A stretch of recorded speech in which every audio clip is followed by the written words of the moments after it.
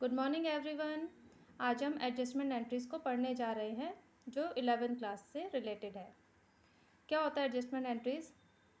Adjustment entries वो entries होती है जो हमारी अकाउंट क्लोजिंग के टाइम पर हम पोस्ट करना भूल जाते हैं। मीन्स कि उसको बुक्स में हम रिकॉर्ड नहीं कर पाते ड्यू टू एनी रीज़न, या तो आपने वो एक्सपेंसेस अभी पेमेंट नहीं करा है या एडवांस पेमेंट कर दिया। ऐसी इनकम के साथ भी होता है। तो फर्स्ट हमारा आता है एक्रूड इनकम।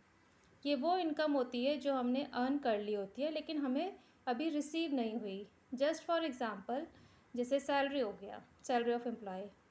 अगर कोई कंपनी में कोई एम्प्लॉय है तो उसको सैलरी जनवरी की सैलरी कब रिसीव होगी? फरवरी में। तो यानी कि वो ड्यू बेसिस हो गया। तो जब आप अकाउंट क्लोज कर रहे होंगे तो एक मंथ की सैलरी उसकी ड्यू हो जाती है जो उसे नेक्स्ट ईयर रिसीव होती है। तो वो होती है हमारी एक्रूड इनकम। एंट्री होती है इसकी accrued income account debit to appropriate income. यहाँ पे उस इनकम का नेम आ जाएगा। जैसे सैलरी का एग्जांपल अभी मैंने आपको एक्सप्लेन करा, तो यहाँ पर टू सैलरी आ जाएगा। अब इसके दो इफेक्ट होते हैं। एडजस्टमेंट हमेशा दो जगह इफेक्ट डालती है। फर्स्ट हमारा एक्रूड इनकम का हम शो करते हैं प्रॉफिट एंड लॉस के क्रेडिट साइड में, जो हमारी पर्टिकुलर इनकम होगी उसमें ऐड करके। नेक्स्ट हम एक्रूड इनकम को शो करते हैं बैलेंस शीट के करंट एसेट्स में, एक्रूड इनकम के नाम से एसेट साइड में। ठीक है। नेक्स्ट हमारा आता है इनकम रिसीव्ड इन एडवांस। ये वो इनकम होती है जो हमें एडवांस रिसीव हो जाती है। ठीक है। तो इसकी एंट्री होती है अप्रोप्रिएट इनकम। उस पर्टिकुलर इनकम का नेम आ जाएगा account debit to income received in advance. हर एक एडजस्टमेंट के हमेशा दो इफेक्ट होते हैं। इसका इफेक्ट आपका सेम, आपको एडवांस रिसीव हो गया तो P&L के क्रेडिट साइड में होगा, क्योंकि ऑफकोर्स ये इनकम है क्रेडिट साइड में आएगा, बट ये एडवांस रिसीव हो गया तो आपको डिडक्ट करना पड़ेगा। ठीक है। उस पर्टिकुलर इनकम से रिलेटेड हम जहाँ पर भी उसको लिखेंगे बाय साइड में उसमें डिडक्ट करके लिखेंगे। सेकंड हमारा कहाँ ये लिखा जाता है? बैलेंस शीट की लायबिलिटी साइड में, जो हमारा हेड होता है करंट लायबिलिटीज़ एंड प्रोविजंस, वहाँ पर हम इसको लिखते हैं। अब नेक्स्ट आता है हमारा आउटस्टैंडिंग एक्सपेंसेस। मीन्स कि ऐसे एक्सपेंसेस जो अभी आपने पेमेंट करने हैं। फॉर एग्ज़ाम्पल, जैसे रेंट हो गया, ठीक है, वेजेस हो गई, ये सारे आपके आउटस्टैंडिंग एक्सपेंसेस कब होंगे?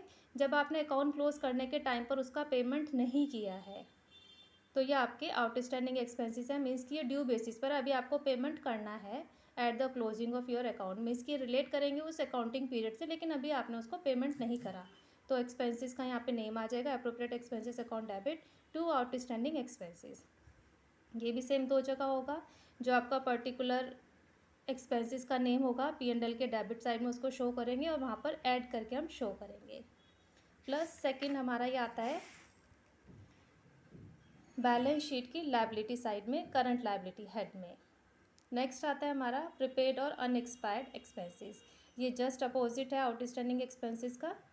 Expenses prepaid account debit to appropriate expenses. जैसे इंश्योरेंस प्रीमियम हो गया तो यहाँ पर आपका आ जाएगा insurance premium account debit, sorry, prepaid expenses account debit to insurance premium.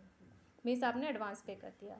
ये आपका सेम P&L के डेबिट साइड में एक्सपेंसेस में से डिडक्ट करेंगे और बैलेंस शीट में एसेट साइड में करंट एसेट्स के हेड में शो करेंगे।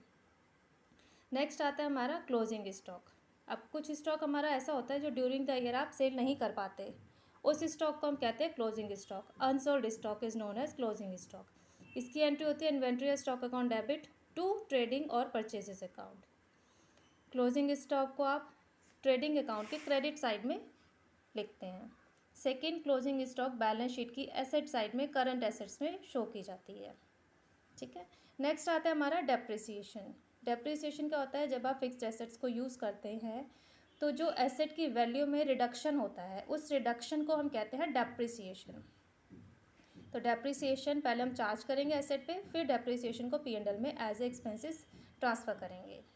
तो फर्स्ट हमारा आता है depreciation account debit to asset. यहाँ पर एसेट का नेम आ जाएगा। लाइक अगर मशीनरी पे आप डेप लगा रहे हैं तो टू मशीनरी, फर्नीचर पे डेप लगा रहे हैं तो टू फर्नीचर।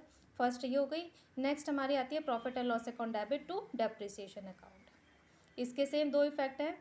पहले डेप्रिसिएशन को आप प्रॉफिट एंड लॉस के डेबिट साइड में लिखेंगे। सेकेंड, हमारा जो बैलेंस शीट में हमारी पर्टिकुलर एसेट साइड में आपने उस पर्टिकुलर एसेट के नाम जहाँ पर आपने उसको मेंशन करा है फिक्स्ड एसेट्स में, जैसे मशीनरी है, लेस डेप्रिसिएशन करके हम उसको अमाउंट डिडक्ट करके बाहर लिखेंगे फाइनल कॉलम में। तो होप आपको ये 6 एडजस्टमेंट एंट्रीज अच्छे से क्लियर आ गई होंगी। If you like this video, please share it and subscribe my channel for watching my next video. Thank you.